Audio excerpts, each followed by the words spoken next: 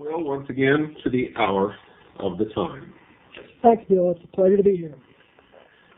Tonight, we decided that we're going to talk about some of the symbology connected with the rites of Freemasonry, the secret symbols of identification, and things of that nature. Wherever you want to start, go right ahead.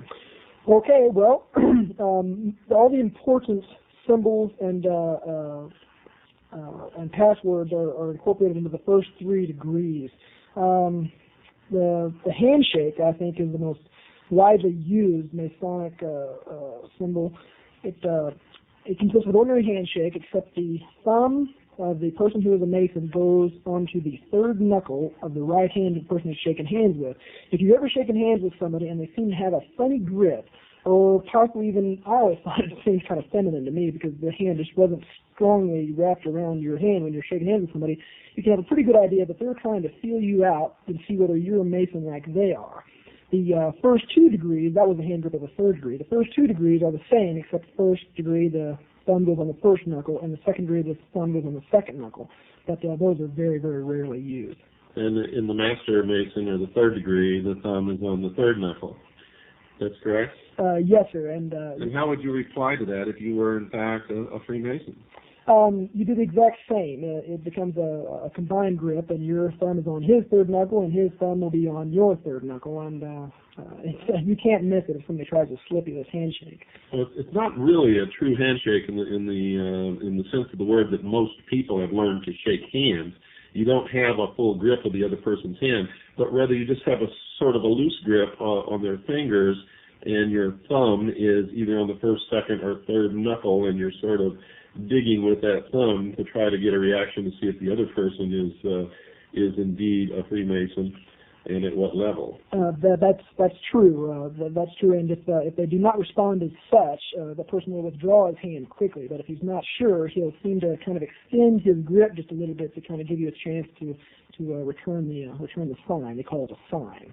Now, besides the handshake, what other signs or signals are used to identify one Freemason to another? The most subtle one, and the one that you often have to look out for in public places, is how a man stands. The position of his feet will be a dead giveaway. Most people stand in just a leisurely position with their feet pointing outward just slightly. But a Freemason will stand with his feet in an exact square at a right angle, heel to heel. This is the step they call the step of a Master Mason. The step of an entered apprentice, a 1st degree Mason, is where the feet form a sort of T with the heel going to the cup of the other foot, and the 2nd degree is an inverse of the 3rd degree with another square being formed. So, if you see someone standing in a room with their 2 heels joined together and their feet forming a perfect right angle or a 90-degree angle, you can pretty much bet that that's such an unnatural stance that is a dead giveaway that person is a Master Mason. Unnatural and uncomfortable, I might add. Anybody who's stood there, you're forced to stand like this when you become initiated. And also when you return the ritual, you have to do memory work and memorize the ritual and then give it back before you are raised to the sublime degree of a Master Mason. It's a dead giveaway because nobody stands like that naturally. It's just not a comfortable position to stand. And why would someone stand like that? Would they do that in a room full of strangers to let other Freemasons who might be in the room know that it's okay to come and have some kind of a fellowship with them because they're a Freemason? I myself have stood just like that for that very purpose. Because it's just noticeable. It's a way of broadcasting who you are and talking to the rest of the world without the rest of the world being able to interpret what exactly you are saying. In other words, if you're not a Mason, you might look over and say, boy, that guy is kind of a nut. Look at the way he's standing. Whereas a Freemason would say, that's a brother of the craft. I'm going to go and to meet this fellow. Absolutely, that's generally the way it works. Most people just aren't aware of all these signs and symbols incorporated into the craft. But a Mason lives and breathes these things. Every time he goes to lodge, he takes on this position. He does the hand signals. He usually gives the handshake to his fellow brothers just to keep in practice. These things are so much a part of Masonry and of Masons that they spot them wherever they go. Okay, so we know the handshake, we know the heel-to-heel and the right angle. We talked in the last broadcast about I raise my hand to the square or I raise my arm to the square. And what are some of the others? Well, the others are the hand signals, and these are also used in every single lodge meeting. And these are, to Masons, these are what are most easily and most commonly used to communicate between Masons their identity. Of the first degree, the hand signal is you take your left hand, palm upward, and put it near your waist, and then your right hand palm downward, just above your left hand, forming a bit of a cube, and you hold your hands like such. And that's the symbol, the hand signal of the first degree. Now, the penal sign, as they call it, is taking your right hand and drawing it in a slashing motion across the neck, and this refers to the penalty of the first degree, which is having your throat slit from ear to ear. Now, if this were truly a benevolent fraternal organization, why in the world would they have an oath and a penal sign to tell other members that they could have their throats slit? And there are many others, depending upon what degree and what oath we're talking about. Why would they do that if they were really and truly a benevolent fraternal organization, bearing in mind that grown men take their oaths very seriously if they understand the oaths and they're not being defrauded or lied to when they take the oath, and fully intend to carry out whatever oaths that they take. This is not a joke. They're not children. This is not play on the playground. The question answers itself. You're absolutely right. This is not a joke. In fact, it's deadly serious. These are the heart secrets of the majority of the craft. Even though they're not illuminated brethren, even though they don't really know what's going on around them or what they're doing, they have sworn to keep these secrets above all else, because this, if a non-Mason or a member of the profane knows these secrets, he can just walk right into a lodge and sit down and be exposed to everything within. I hope you're listening, folks. Now, just for the benefit of our listeners or someone who may have just tuned in, or any of your fellow brother Masons out here who may be listening. Now, you took the oath, but you're revealing the secrets. Why are you revealing the secrets if you took the oath?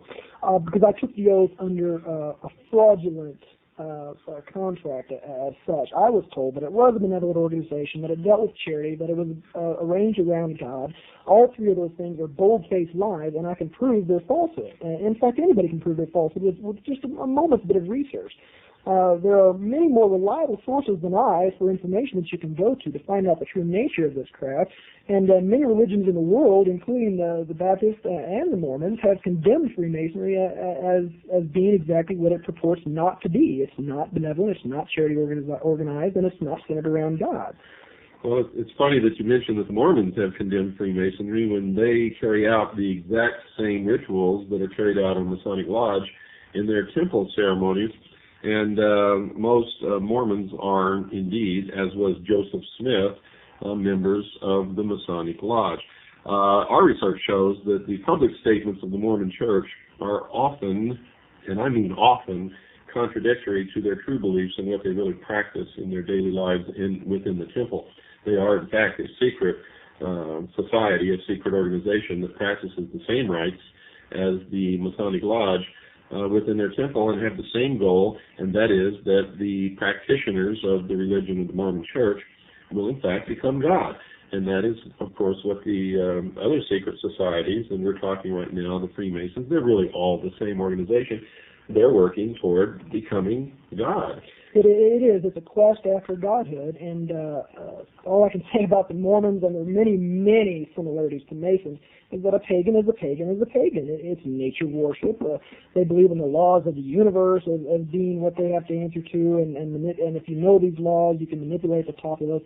It's elitism at its very best. Now, let me ask you this for the benefit of our listeners also. Many people write me letters and say, hey, my dad or my uncle or my cousin or my friend is a Freemason, and I've asked him about these things, and they've told me that it's not true, that it's all a lie.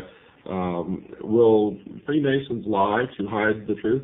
Every single time, if the truth will give away what they don't want to give away. In fact, I've been lied to by brothers in the craft that are allegedly or supposedly teaching me and instructing me in what goes on. if they told the truth, it would scare away their members, and it would end up in universal condemnation of what they're doing. No reasonable and moral person could possibly subject themselves to such bloody oaths and to such total secrecy.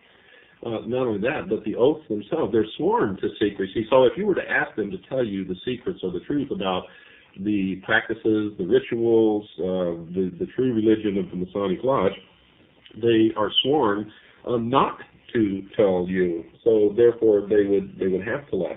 And the only reason that you are telling is because you discovered that the oaths that you had taken and the purposes for which you thought the Masonic fraternity was organized, it just is not true at all. So therefore, everything that you participated in under fraudulent conditions. That is exactly true, and as such, I don't consider myself to be bound by those oaths because I was lied to before I entered into those oaths. This is common law. This is the law of many lands. It also makes perfect common sense that both parties have to know what is going on in all terms of the contract before they can be held accountable for their deeds within that contract. That's correct. And the oaths that you took, you thought were for a different purpose and to a different God than the God that you discovered and the purpose that you finally discovered. So folks out there, when you go and ask your relatives or your friends or your cousins or your business associates questions about the lodge, about Freemasonry, about any secret society, no matter what name it is, the Rose and Cross, Knights Templars, the Knights of Malta, the Order of St. John of Jerusalem, any of these people, they cannot and will not tell you the truth because it is forbidden to them. And in fact, if they do, they could find themselves suffering the consequences of the very oaths they took, not to reveal these secrets. Now, what are some of the other signs that we have not discussed? Okay, I covered the first degree. The second degree we've also partially covered. The sign of the second degree is to hold your right arm extended outward with the elbow at a right angle and the hand facing up, palm forward. And the penal sign of that is to draw your right hand across your chest from left to right in a claw-like motion that refers to the penalty of the second degree, which is to have your breast torn open and your heart and vitals taken thence and given as to the birds of the air and the beasts of the field. That's an exact quote from the ritual, by the way. And the third degree consists of both hands palm down, extended outward at the waist, and then to draw the hands across the waist from left to right, which refers to have your body torn in twain, which is the penalty of revealing the secrets of the third degree, to have your body torn in twain and the parts carried north and south. That is, again, a direct quote from the ritual. So the first one is the recognition signal, and the second is what you call the penal sign. Yes, that's true. And are there other signs and signals connected with Freemasonry? There are many others. There is a recognition signal and a penal sign for every single degree in Freemasonry, and I have been through the 32nd degree and have experienced all these recognition signals and penal signs. But all the signs after the third degree are not nearly as important as the first three. And the reason for this is because Masons in general are just not invited to know all the secrets of the order. It is not uncommon to know a Mason, as you stated before, who never ever advances beyond the third degree. And I should state now that a Mason who is in the third degree, he can be the master of his lodge, the worshipful master, they call it, of his lodge, which is a bit like an elected office, a bit like president that lasts for 1 year. Not all Masons are in the Scottish Rite or the Shrine or the Yorkish Rite, but all Masons do know the signs of the first three degrees and the penal signs. And in fact, most Masons are really only guilty of joining an organization they know nothing about and for giving it protection and favor and helping it along, but they really don't know what it's all about, do they? True. They don't. They're as ignorant as I was. And if they're out there listening, I'd like to say that you can follow the exact same path I have followed. Now that you know the truth about the craft, whether you believe me or not, you should go out and verify for yourself. And once you do verify for yourself, you are no longer bound by those oaths either. They are fraudulent, and they're ridiculous, unreasonable, and brutal in many ways. Not only that, but once you do know about it, you are no longer innocent, but you are, if you don't do something about it or leave the lodge or do as this young gentleman is doing, help us to relieve ourselves from the yoke of these secret societies who are planning on stripping us of our freedoms and our rights. If you don't, then you are a fellow conspirator and are just as guilty as those who have always known. And you better understand that, because I'm telling you right now, patriots in this country are getting fed up. And the purpose of this show is to prevent bloodshed. We want to wake people up and do something about this while we can, legally and lawfully, because, folks, there will come a day when people will not take it anymore, and they will take weapons in hand, unfortunately. We can see it coming. Anybody with half a brain can look around and talk to people and see that day is going to come, because nothing's getting better, it's only getting worse. And we don't want that to happen. That's why we're doing this. That's why I've dedicated my life, and that's why I've suffered so much in my life to try to wake people up, is to prevent that kind of thing. And they are dead set upon seeing their dream come true, aren't they, Will? They have dedicated their lives, their labors, and indeed their entire faith to this. And you have not exaggerated or overrated the problem at all. This is dangerous. These men mean business. The Scottish Rite themselves have taken a public stance totally in support of public education by the government.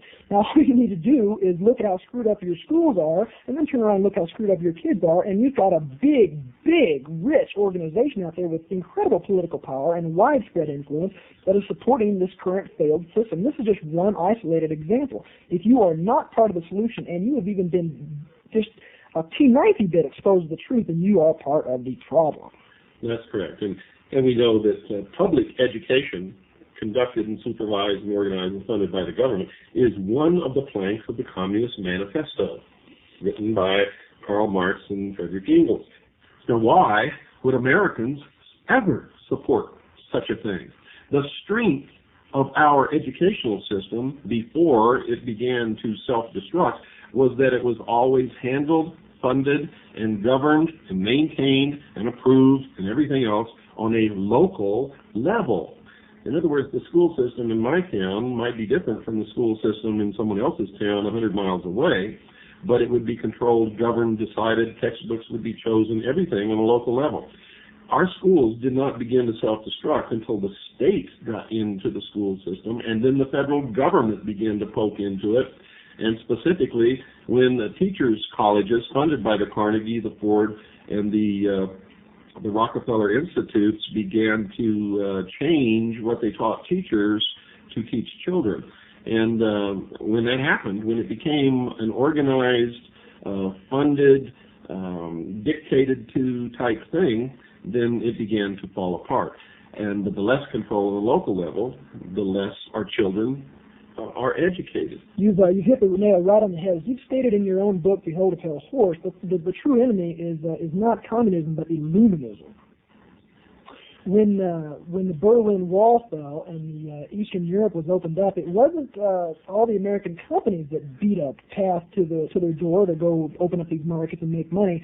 There were two groups, and they were both religious in nature. One were the evangelists who went over there to try to spread the word of their religion, and the other were Freemasons who stepped in just the very moment that the communists stepped out. Already, lodges have been consecrated in St. Petersburg, in Moscow, and in several other major cities, and they're just popping up all over. You've got people, very old men, who actually remember when the lodges were around before Stalin wiped them out, and they're bringing them back to replace the communist masters that they just got rid of. And the only reason that Stalin did away with the lodges in the Soviet Union was because Stalin was a 33rd degree Freemason. He knew how he had risen to power. He knew what the organization was, and he didn't want them turning against him, so he got rid of it. Absolutely. There's subversives. They got him, just like Hitler, they got him to where he wanted to be, and he's not going to let anybody put him out of place with the same tools that he rose to power with. Okay, well, we're making a lot of progress here. If you were to walk into a room and see two grown men hugging, what would you look for as identifying traits that would tell you that these two men hugging were Freemasons? There is a certain pattern ritual that goes that has something to do with that. It deals with the interchange of one of the most secret passwords of Freemasonry, and you must stand foot to foot with another Mason, knee to knee, hand to back, and mouth to ear, and then whisper the secret word in a very low voice. I'm not going to do any of those things. I'm just going to tell you the word is Mahabam, and I don't even know what it means, but I do know where it comes from, and it comes from the ancient Hindu religion, which is the original pagan religion, and many of the other secret words in Freemasonry are of the exact same source. And they call this the 5 points of fellowship, do they not? They do. You've done your homework, Bill. Well, I know more about Freemasonry and the secret societies than most members of Freemasonry and the secret societies ever will.